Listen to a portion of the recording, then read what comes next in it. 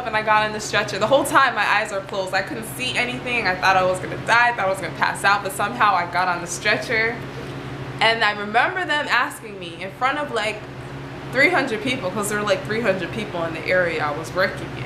I remember them loudly asking how old I was. I told them how old I was, and then their follow-up question was, is there any possibility that you could be pregnant? I'm like, are they really asking me this in front of like 300 people? And although I was dying, or what I thought I was dying at this point, my only thought this whole time with me laying on that stretcher and me not being able to see or hardly breathe was, this is the most embarrassing moment of my entire life. I felt more embarrassment than anything else. And then I was like, no, I just remember saying no. I said no. There's no possibility. There's no possibility. You're asking me if I'm pregnant like in front of all of these people. No, the answer is no. I remember them pulling the stretcher up. Like, it wasn't already embarrassing enough that everybody was looking at me. I'm sure they were looking at me. Who wouldn't be looking at a girl on a stretcher, you know, in the middle of a building? They took the stretcher and they pulled that stretcher all the way up. I felt like, I couldn't see it, but I felt it. Like I was about 15 feet in the air. Like, why? They pulled the stretcher up all the way up to the very high sky, so everybody and their mama in this whole building, this whole office can see me. And they slowly, I think they slowly carried me outside. I remember feeling the hot sun on my face. Eyes are still closed because I'm still dying, and I'm just like, that's it. This is my last day of work. If I don't die from this whole experience, I'm just gonna die from embarrassment. I am not going back there. I was like, no, no, no, no. That was my only thought. So they put me into the stretcher, and by this time, like when I'm like really like hyperventilating and I'm nervous and I'm stressed, like I just start shaking. So it's almost like I felt really cold, so I'm shaking the whole time. So they were asking me if I like suffered from seizures, and I was like, no, I don't suffer from seizures. I just start feeling cold when I'm like going through these high stressful situations. And then they start asking me a whole bunch of questions while I'm in the ambulance, but I don't remember. I hardly remember what I was like in and out of consciousness. I couldn't remember. I remember at some point they asked me for my ID, and they told me I'm gonna have to go into my bag and get my ID out. Listen, I didn't even know I had my bag. I don't know who grabbed the bag. I don't know who was talking to me. I don't know what this person thought I was gonna actually reach into my bag and get my wallet when I didn't even know where I was. Like, I seriously didn't even know where I was. I don't know what hospital they were taking me to. Like, I was just like so completely out of there. I'm like, who is this guy asking me for my ID right now? It goes without saying, like, he did not get my ID, at least for me. At some point they did get the ID. I don't know who got the ID. I just know they got it out my bag, because the questions they were asking me, I probably was not answering them the way they wanted me to, because I don't even remember the questions. I remember they were trying to ask me my medical history, but I can't even remember like what I was saying, or even if I was saying anything back to them. I remember getting to the emergency room and them opening the sliding door, and I was able to finally open my eyes to see. And I remember them waiting at the door for a while because the people weren't coming to like click the button to let them in. It felt like maybe 5 minutes, but I know it wasn't that long. It's probably more like 30. I'm like, why are these people opening the door? Don't they see me dying here outside? So they get me into the building. I don't remember how I got into the room. And then I remember them, I remember actually being in the room, and then they asked me if I'm able to walk to the bed, like over to the other bed, because they need to take me off the stretcher to put me on the bed. And I don't think I answered them. I couldn't. I wasn't in any state to answer them. And I remember someone was like, oh, never mind, we'll get you over. And they just lifted me up and put me in the bed, because there was no way I can get off of that stretcher and into the bed. So then I'm just laying there on the bed. I'm shivering like crazy. I'm not quite sure where I am, and I'm just like this the whole time. And I'm still thinking I'm going to die. And then The doctor comes in, or I don't know if he was a doctor. He was somebody. Some guy walked in. He starts asking me like a whole like list of questions, and at this point I start remembering a little bit more than other things.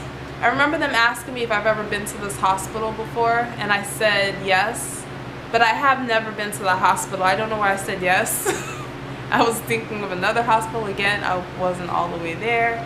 He started asking me questions about like who do I live with, if I'm in any type of relationship or marriage. He started asking me if my spouse was abusive. At the time he was asking me those questions, I was answering, not thinking anything of it. Now looking back, I'm thinking they thought I was probably like poisoned or something, and they were wondering maybe if I was in some like bad like relationship, and the spouse was probably trying to kill me or something. I'm laughing at it now, but at the time I'm like, I didn't even think the questions were strange. I remember him asking me why I was like shaking, and I was like, yeah, this happens. I tend to feel cold and stuff when I'm stressful. And I remember him saying that back to somebody else later, like, in stressful situations she tends to shiver and stuff. Like, he turned it into a medical thing when I was telling him about that, because I'm like, oh, I was so embarrassed from them carrying me outside the building. Like, it was like a playful thing, but he took it seriously. He's like repeating it back to other people as if this is gonna be held in like court someday, right? Oh my gosh, it was just like a hot mess. So after he left, I think I fell asleep, or I drifted off to sleep, and then all of a sudden my mom appears in the room, and that just made me feel so much better seeing her there. She wasn't panicking and she wasn't nervous like I would have expected her to, because I know how she is. And she was asking me how I was doing. She asked me if I was just making this whole thing up because I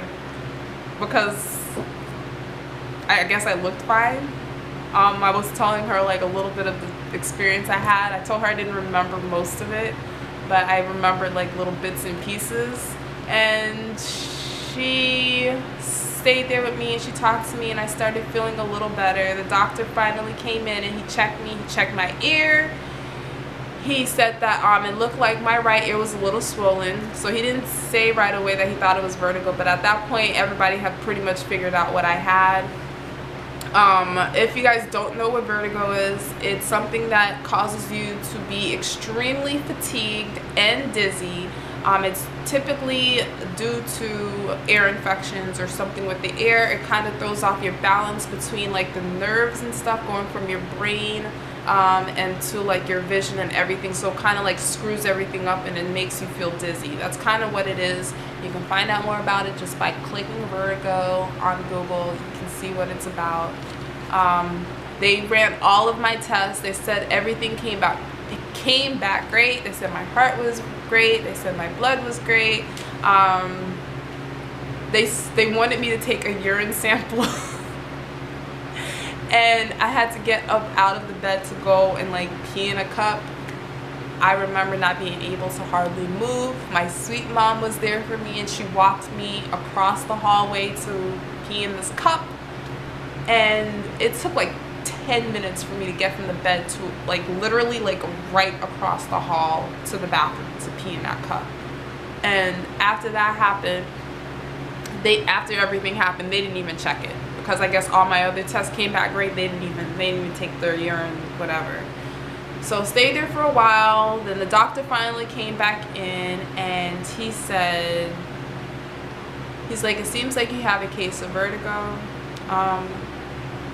We're going to, oh, I forgot to tell you guys, this lady, one of the nurses came in at some point and said she was going to admit me to the hospital because they couldn't figure out what was wrong with me, because everything came back great and she didn't know I was feeling that way. So my mom, like, at some point she butted in. She was like, wait, do you think it's the vertigo? Because the doctor did mention something about her right ear being a little like inflamed or something like that. And then she goes, oh, did he say that? I'm like, did you guys not talk about this before the next person walked into the room? But she was about to admit me, but the next time they came, the doctor's like, no, we're not admitting you, it's vertigo. We're gonna give you these prescriptions, and then we're going to like send you off on your way. Before you leave, just know that since this was an emergency visit based on your insurance, that they had to pull up in their computer because I never carry my insurance card. Don't.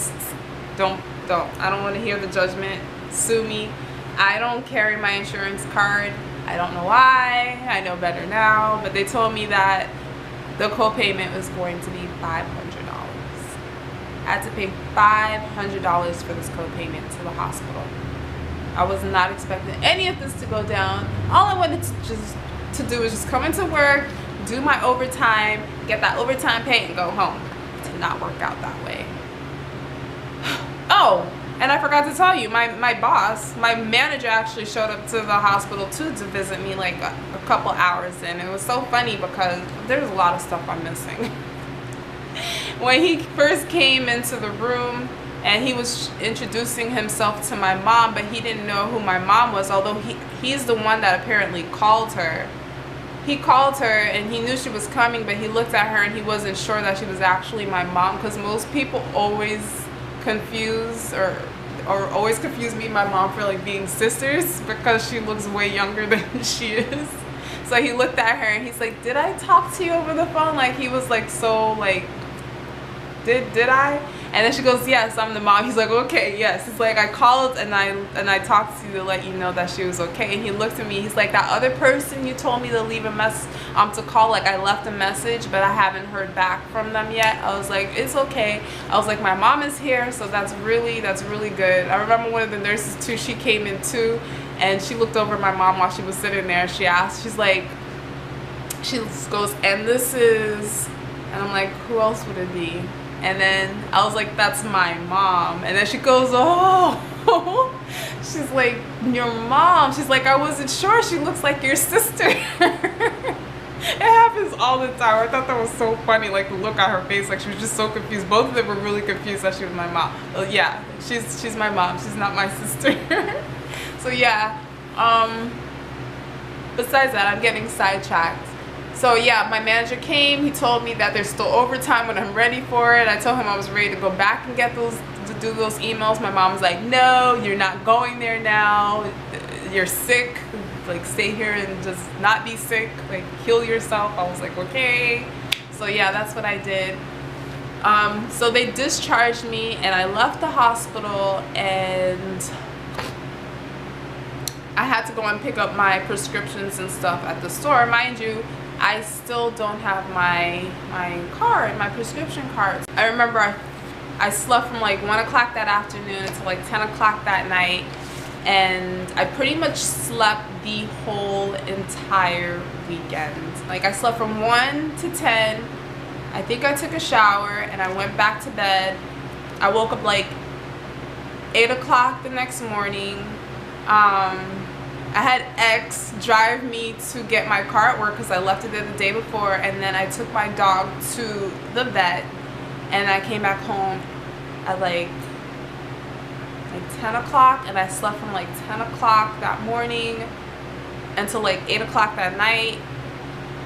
I went and took a shower and walked the dog and went back to bed, and I slept all Sunday. I slept the whole weekend until Monday. And I started feeling a little better by then. I had another episode that Saturday or Sunday, one of those days I had another episode of the dizziness, but I just sat on one side of the couch the whole time and I did not move. I was like, I'm just not gonna move. If I don't move, maybe this will actually help the situation. When I was having that episode, like I remember being like, it was happening for like 12 hours. For 12 hours I was like stuck in that one spot until someone had to actually carry me upstairs to my bed because I could not move. I was carried all the way upstairs, and I remember waking up like the night. I think that was a Saturday. I think that was the day after. So all that took place on Friday, and then I had the episode again on Saturday, and I slept all the way. I slept for 12 hours. Anyways, I woke up Sunday morning. I was feeling a little bit better, but I did still sleep throughout the day. And it was the medication. At some point, I couldn't take feeling that way anymore, so I just stopped taking the drowsy medicine because I wasn't feeling like myself. And then I noticed the dizziness just kind of subsided, and yeah. This has been a really long story time. I don't know how I'm going to edit this, but I need to edit it a lot. But now I'm going to be more careful in when I'm having ear issues to get that checked on as soon as possible to avoid that. It's funny because when I told people I was in the hospital for being sick, everybody just automatically knew that it had something to do with me being dizzy, because they know that's the thing that I complain about the most, and they were absolutely right. So that is just what I suffer with when it comes to dizziness. I have low blood pressure. I don't know if that has anything to do with this, and then on the vertigo on top of that with the ear infection, but I just have to stay on top of it, and I know better for next time. I'm going to start walking around with my insurance card to avoid situations like that. And I still ended up showing back up to work even with the embarrassment. It was very sweet. Everybody came and they were hugging me and saying how they were scared and stuff when they saw me leaving on that Friday, because everybody knows me to always be at work. I'm never late for work. I never call out of work. So if I do and I'm getting carried out in a stretcher or leaving early, they know it's serious. So they were so worried, but it was so sweet that everybody came and they were very caring and they offered so much support. Like, my coworkers are the best. And my family and stuff, they were the best. They took care of me in my time of need. My mom drove 40 minutes. And so I think at some point my manager said that he asked where my mom was, and I told her like she lived like 40 minutes from here, and I gave them the name of the city, and he thought I was saying that she lived like a few states away. I don't know. I wasn't speaking correctly and they didn't understand what I was saying. But yeah, a whole humiliating situation. It was a scary situation, but I'm very blessed that I came out of it fine, and then again that I have all these great people in my life. And yeah, that's it. Thank you so much for listening to this extremely long story time, if you are still listening to it. And if you are listening to it, then I want you to comment down below and say, glad you're doing great. Yeah, so I know that you watched it all the way through. Thank you. Bye.